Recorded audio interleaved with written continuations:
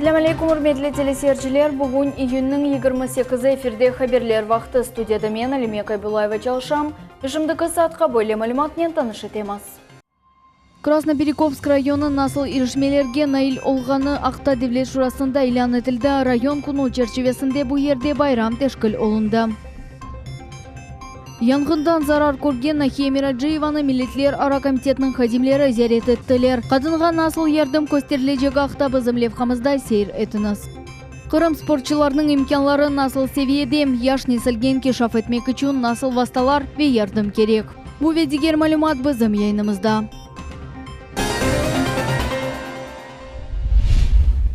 Bugün Qrim Cumhuriyet Devlet Şurasında Krasnoperекопск belediye idarəsinin kunu olup geçti. Qrim parlamentinin 6. sesiyasında rayon memuriyetlerinin reisleri sonki bir kaç yıl devamında rayonun erişmeleri hakkında bildirdiler. Hem de Devlet Şurasının salonunda sergi, milli pavilyonlar ve bayram konserti taqdim etildi.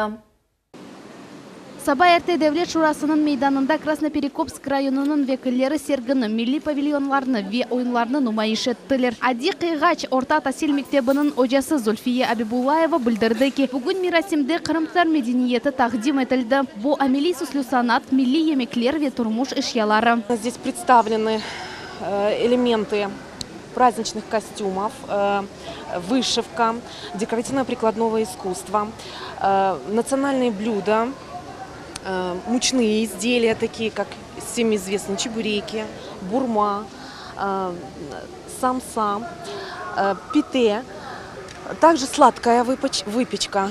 Ama rayonun en güçlü taraflarından biri bu gül tüste unikal tuz çıkarılması. Devlet Şurasının reis muavini Remzi İlyasov sergini bakıp çıkkanda kaydetti ki bu mahsulat Rusya Federasyası subyektleri arasında tek Qrimda elde etili. Esas ne var? Beta-karotin.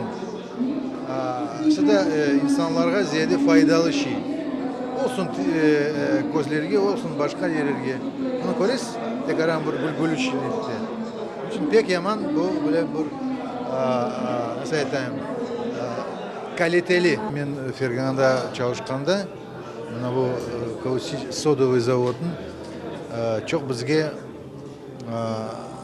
bizim sanayi, pромышленность деген şey gerekirdi, как sırıyor degende.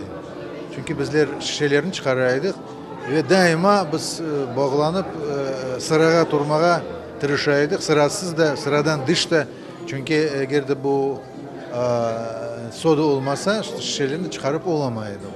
Ve bütün işte bu vakti Sovet hükümeti de bu zavod galiba 2. ve 3. yerini tutaydı. Ondan çok yok.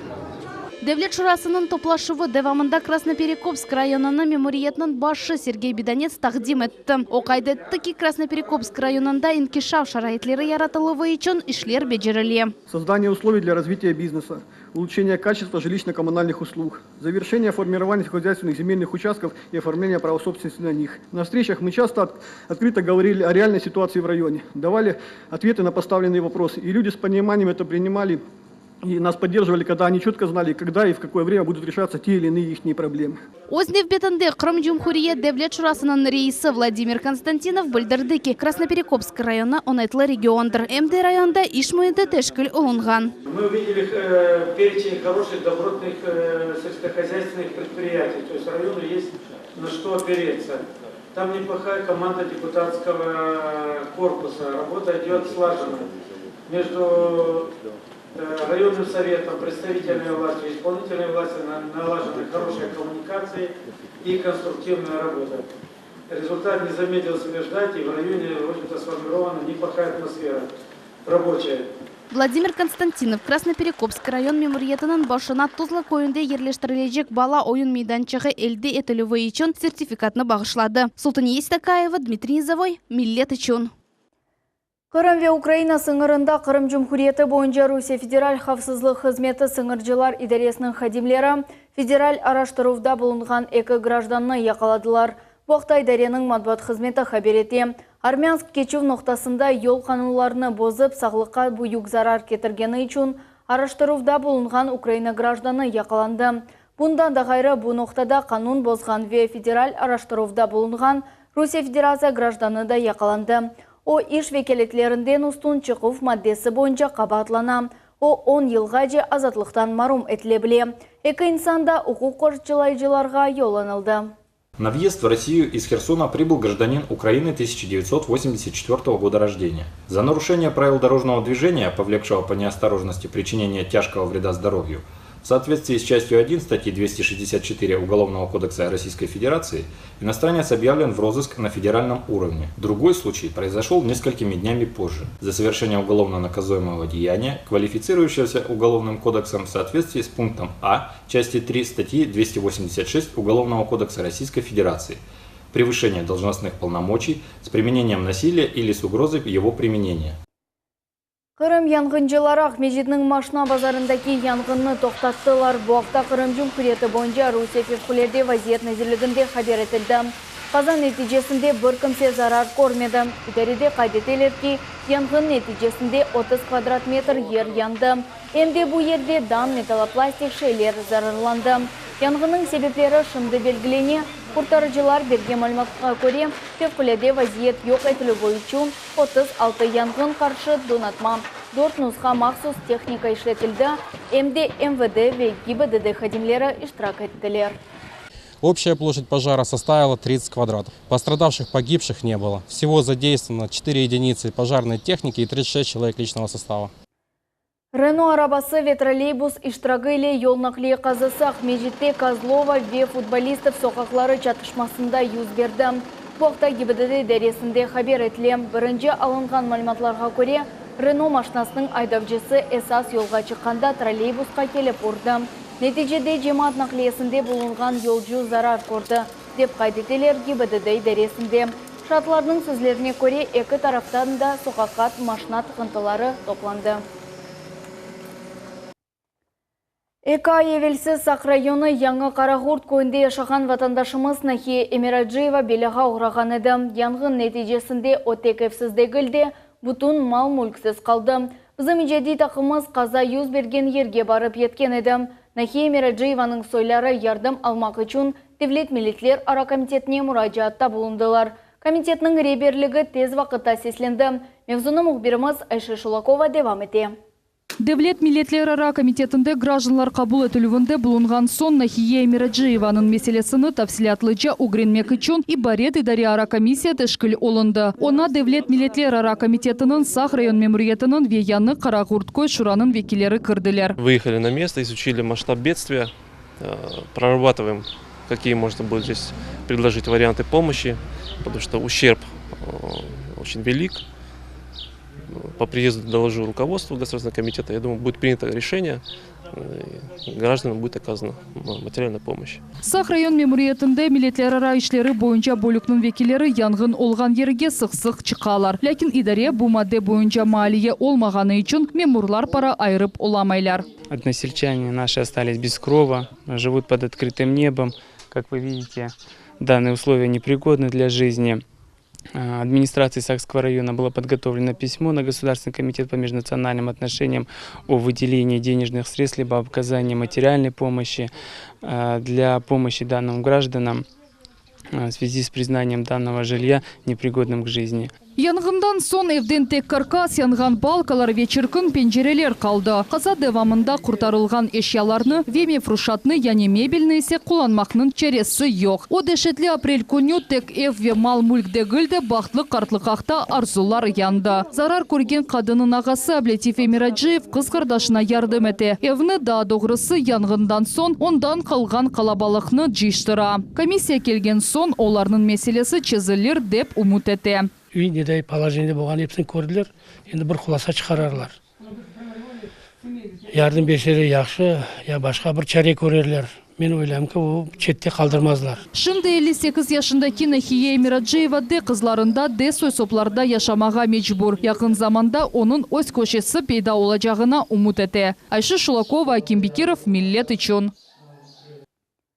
Kırımda sport inkişafı ve gelecekte yaş sportçılarının osuf imkanlarını çeşit sport çeşitlerinin vekilleri ve Devlet Duma mebusu Ruslan Balbek beraber muzakere ettiler. Tafsilatlar bizim Nebeti Kilevhamızda.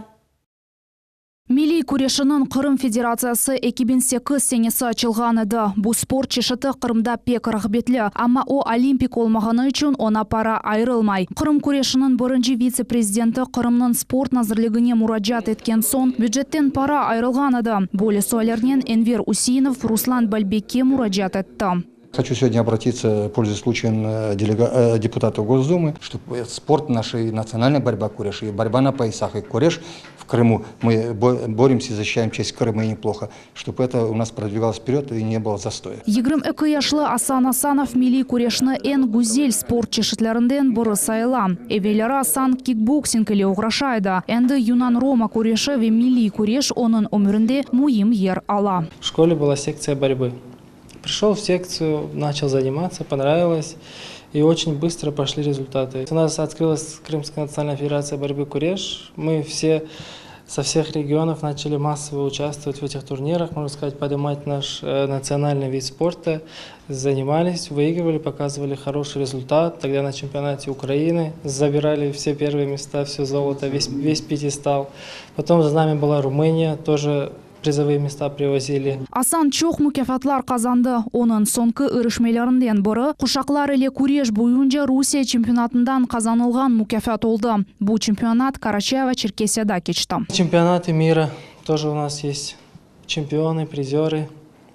И вот так вот потом так и пошла у нас борьба на поясах. Соперников было очень много, все достаточно сильные борцы, 5-кратные чемпионы мира, 3-кратные чемпионы мира. Готовились. Готовились как? У нас нету своей базы. Готовились 2 недели буквально вот. Мы занимались своим видом спорта, но именно к этому чемпионату России готовились буквально 2 недели. И, можно сказать, за счет опыта, характера, настойчивости не ударили в грязь лицом, мы тоже завоевали 3-е место. То есть удалось постоять на пьедестале. Руслан Бальбек қайтатты ки милли куреш Крым спортшылары үшін айрыма наташи. Мы уже горды теми первыми результатами, которые дают наши спортсмены, тем более борьба на поясах является национальным видом спорта для крымских татар. И очень приятно, что молодежь сегодня перенимает эстафету и гордо несут знамя Крыма, знамя Российской Федерации далеко за пределами нашей страны. Қырымда спорт инкишаф еткенini Қызылташ футбол тақымы да избатлай. Бұл тақым Қырымның премьер-лигасыны тақдим ете. Футбол тақымының президенті Альберт Куршутов айтқанына көре, яш спортшылар көз өгінде болуына алар ве мутихасыз севеге желп етілежеклер. Любому футбольному клубу нужна подпитка из молодых талантливых ребят. А в Симферопольском районе очень большое количество футбольных команд, очень большое количество игроков, в том числе и молодежи, которая является приоритетной сегодня для всего футбола, потому что футбол сегодня вышел за рамки, скажем так, среднего возраста футболиста за счет того, что достаточно небольшая подпитка одаренных профессиональных ребят, молодых, приходит в большой футбол. Мушавереде эн муим сойлер музыкере етілді. Спорт инфраструктура, стадионлар ве мейданлар құрылывы. Девлет Дума мебусы эмде Қызылташ футбол клубының Васия Шорасын рейсі сайылған Руслан Бальбек илері деді Қырымда спорт инкишафына қол тұтмаға азыр. Необходимые условия для того, чтобы таланты смогли раскрыться, это наличие площадок спортивных, это необходимость постоянных выездов на сборы.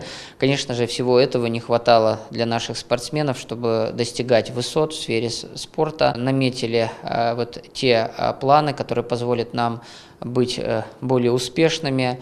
Ребята молодые, активные, и им не хватает самого малого. Это поддержки со стороны общества, со стороны органов власти. Қырымда спорт фаал сөреті инкишаф ете. Актуаль меселелер айдынлатылмақ ве чезілмек үшін топлашулар кечіріле. Спортчылар өз үрішмелеріні Умум Қырым күреш фестивалерінде нумайыш етіп олажақлар. Олардан бірісі Сақ шәрінде июльнің бірінде кечірілежек. Фестиваль Ораза байрамға бағышланажақ. Лиля Виджат, Султания Меджид, Эдем Исмаилов, Миллет үшін.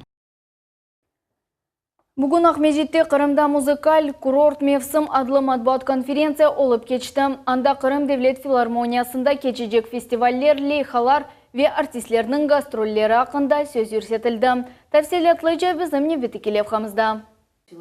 Матбуат конференцияда Кырым Девлет филармониясынын генераль мудиры Олеся Костенко, BDI оркестлерінің реберлері ве Кырым татар хайтарма ансамблінің ребері Эльмира Налбантова иштирак еттілер. Хайтарма тақымы сүргүнлік деварынде өздүн Кырым татар медениетінің мутихасы севеде сақлап қалған екене жеди коллектив олды. Тамам хайтарма ансамблі Кырым татар музыкасының ве түркілерінің ижрачыларыны етіштірді. Эльмира Налбантова ансамблінің үші ақында ве бу ел хайтарма Русия субъектлеріне гастролер или бармаға планлаштырылған ақта тариф атты. Самое главное, что Крымская государственная филармония, администрация, уделяет очень большое внимание гастролям. Это очень важно для артиста, потому что чем больше он ездит, чем больше он знакомится, тем больше у него появляется любовь к своему делу, и это очень здорово. То есть мы вот с 23 марта по 27 марта у нас было гастрольное турне, которое мы осуществили по Республике Крым и за пределы Крыма. То есть это был Краснодарский край, Новороссийск, Анапа, Тамань.